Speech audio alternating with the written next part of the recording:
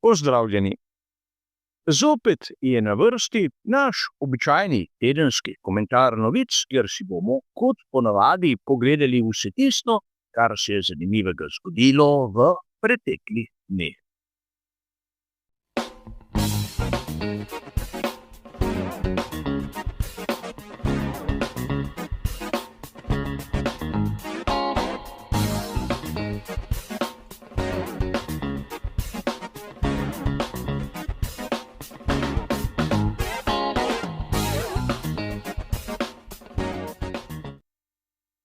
Tudi danes se bomo kot običajno ustavili pri 4 različnih temah. In ukolikor vas zanima, kaj piše v citiranih člankih, imate bližnjice do originalov navedene v samem opisu.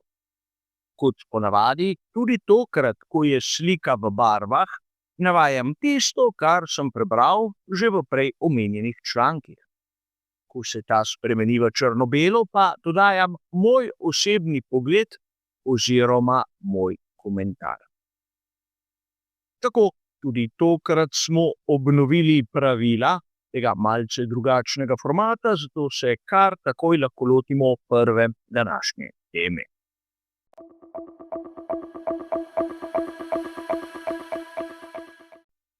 Na samem začetku se bomo ustavili pri članku, ki je bil objavljen na spletnem portalu motorsport.com 24.6.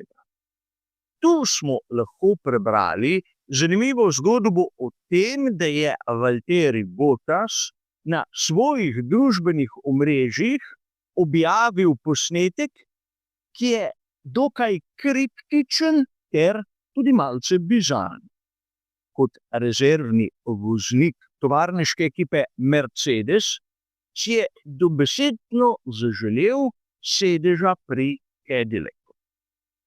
In marsikdo je zadevo povzel tako, da je Valtteri Bottas eden izmed resnih kandidatov pri novo nastali ekipi Formule 1. A treba je povedati, da nič ni še uradnega. In da Valtteri Bottas v barvah Mercedesa bo težko si delal tudi neke vrste samopromocijo pri konkurenčni ekipi, ki sploh ne bo vezana na Mercedes kot stranka pri pogonskih sklopih. In treba je poudariti, da v posnetku Valtterija Bottasa je mogoče manjkala samo vplivnica v ozadju, ki bi propagirala kakšne pajkice. In tu je treba poudariti, da mnogi navdušenci pogostokrat se ujamejo v take pasti, ki skušajo pritegniti pozornost, ampak v resnici nimajo nobene vsebine. Dobro vam je znano moje stališče, da imam raje uradne objave, ki jih šele nato komentiram. Namreč ta poteza Valtterija Bottasa, v mojem mnenju, vsaj v tem trenutku, ne pomeni nič in kvečjemu je samo promocija, če ne neke vrste provokacija pred prihajajočimi odločitvami pri Cadillacu, kjer je Valtteri Bottas eden izmed možnih kandidatov, ampak še zdaleč ne edini. Kaj bodo izbrali pri tej novo nastali ameriški ekipi, ne vem, ampak še do pred kratkim so zagovarjali Coltona Herto, ki še danes v tem trenutku ni izbral dovolj točke za superlicenco, ampak pred meseci jih to sploh ni brigalo. Bi bil Valtteri Bottas primeren za Cadillac, ne vem, ampak nisem preveč optimističen. Namreč pri ekipi Sauber se finec ni izkazal preveč dobro. In tudi pri tovarniški ekipi Mercedes, razen kakšnih šaljivih in provokativnih posnetkov, od njega ni videti absolutno nič. A ugotovili bomo skupaj v naslednjih mesecih. Zaenkrat le to, da se mi zdi ta posnetek Valtterija Bottasa neke vrste šala. A morda se motim. Poglejmo raje, kaj sem izbral za drugi današnji sklop.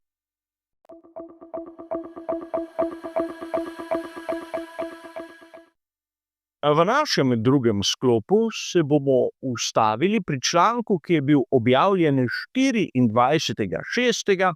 na spletni strani Avtosport. Tu smo lahko prebrali sestavek, ki govori o tem, da bo naslednja dirka, ista za veliko nagrado Avstrije, 5. v letošnji sezoni, na kateri bo nastopil Franco Colapinto. In to pomeni, če gre verjeti govoricam, da bo njegove pustolovščine v Formuli 1 kmalu konec. Namreč tudi za Jacka Duana so nekateri dobro obveščeni trdili, da ima pogodbo samo za 7 dirk. In če štejemo finale v lanski sezoni in tisto, kar je odpeljal letos, jih je imel na razpolago točno 7. Ampak avtor se pravičeno sprašuje, kaj nam je pokazal Franco Colapinto. Je bil tak preskok naprej od onega, kar smo videli pri Jacku Duanu, in seveda poudariti isto bistveno. Franco Colapinto ima za seboj izjemno močne pokrovitelje. In zopet smo pri tisti točki, ki bo za marsikoga rahlo boleča. Franco Colapinto je voznik, ki plačuje svoj sedež. Podobno kot mnogi drugi, v preteklosti, v sedanjosti in tudi v prihodnosti. Ampak nekateri mediji so iz mladega Argentinca naredili pravo senzacijo. A treba je povedati, da v minornih formulah te senzacije ni bilo videti, zato sem bil sam do njega mnogokrat skeptičen. Verjetno se še spomnite, kako sem v lanski sezoni dejal, da njegove dirke pri ekipi Williams bodo vrhunec njegove kariere. In naj uživa v tistem, kar mu je usoda nekako namenila, in naj si poišče drugo kategorijo, naprimer v letošnji ali pa naslednjih sezonah. Seveda ta medijski konstrukt Franca Colapinta je pripeljal do tega, da ga vidimo letos pri ekipi Alpine, ker pa vsaj jaz kakšnih izjemnih rezultatov nisem videl. A poraja se vprašanje, je res toliko plačljivih voznikov v Formuli 1? Vsi bodo dejali, imamo Lenza Strolla. Ampak ne smemo pozabiti, da tudi oče Landa Norrisa je plačal dokaj veliko vsoto, da so pri McLarenu sploh njegovega sina vzeli za tistega, ki vozi simulator in je rezerva. Govori se okrog 44 milijonov funtov. In tu seveda ne smemo mimo dejstva, da je treba imeti kvalitete in ne samo denar. Franco Colapinto je lep dokaz. Namreč ima zaslombo, ampak ko ga vidim na progi, nekako pogrešam pastorja Maldonada, ki je bil tudi nekdo z veliko vsoto denarja za seboj, ampak je poživel marsikatero dirko in eno celo zmagal. Franco Colapinto pač ne. A poglejmo si, kaj sem pripravil za tretji današnji sklop.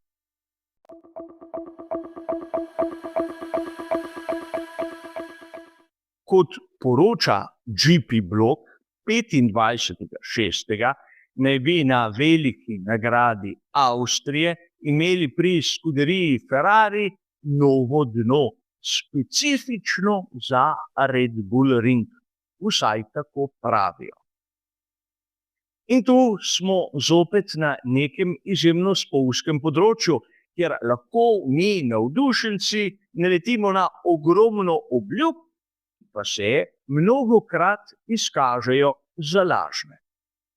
Kolikokrat smo bili priča, naprimer Frederiku Vassarju, ki je govoril eno, nato smo v uradnih dokumentih zasledili nekaj drugega. Glede novosti skuderije Ferrari bomo bolj podrobno poročali v tistem trenutku, ko bo FIA izdala dokumente, kjer bodo opisane novosti. Ampak govorilo se je že pred nekaj tedni, da bodo pred veliko nagrado Velike Britanije imeli novo zadnjo premo. Bo to res ali ne, bomo ugotovili skupaj. Ampak tudi, če bodo pri Ferrariju pripeljali oboje, se pojavlja tisti standardni dvom. Kaj pa bolid za sezono 2026? Namreč več sprememb, ko naredijo na letošnjem, manj resursov ostane za onega, ki bo ugledal luč sveta naslednje leto. In tu verjamem, da Frederiku Vassörju dobesedno teče voda v grlo. Ampak to še ne pomeni, da mora žrtvovati naslednjo sezono, zato da bo letošnja nekako znosna. Ampak treba je biti malce tudi objektiven in res počakati uradne dokumente. Mi si pa oglejmo zadnji današnji sklop.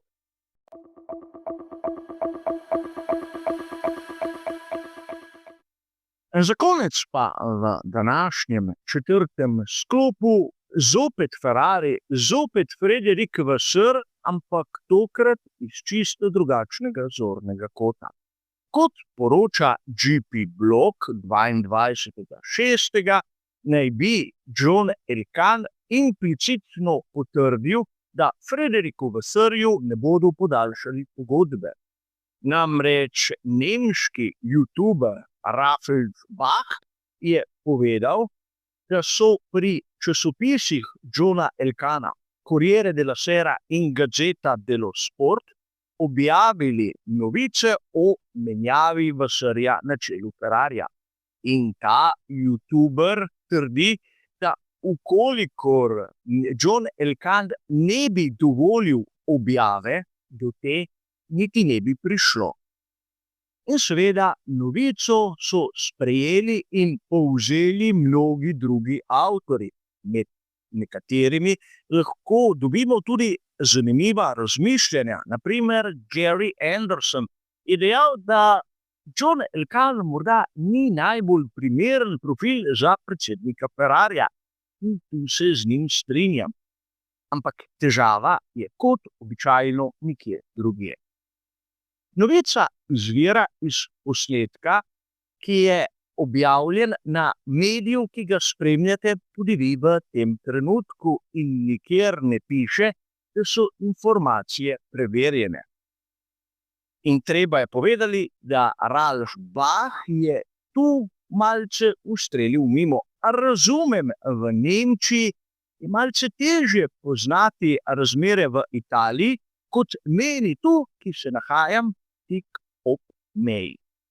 Ampak dejstvo je, da celo v Wikipediji piše, kako je John Elkann imel delnice podjetja Urbana Caira, ki izdaja tako Gazzeto kot Corriere, pred slabimi desetletjem in jih je nato prodal. Torej, danes, v tem trenutku, John Elkann nima absolutno nobenega vpliva v teh dveh časopisih.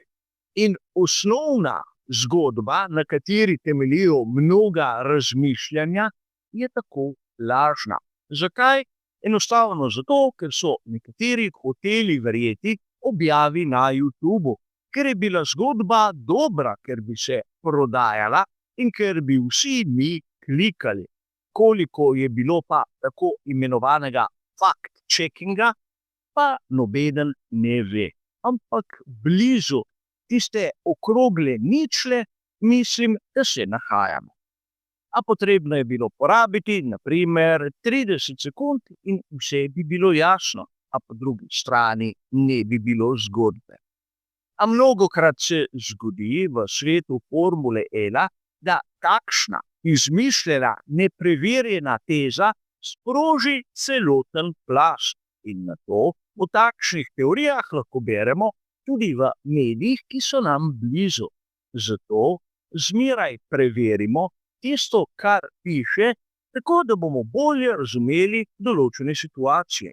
In nikoli ne verjamemo nekomu kar tako, ker se nam zgodba zdi lepa.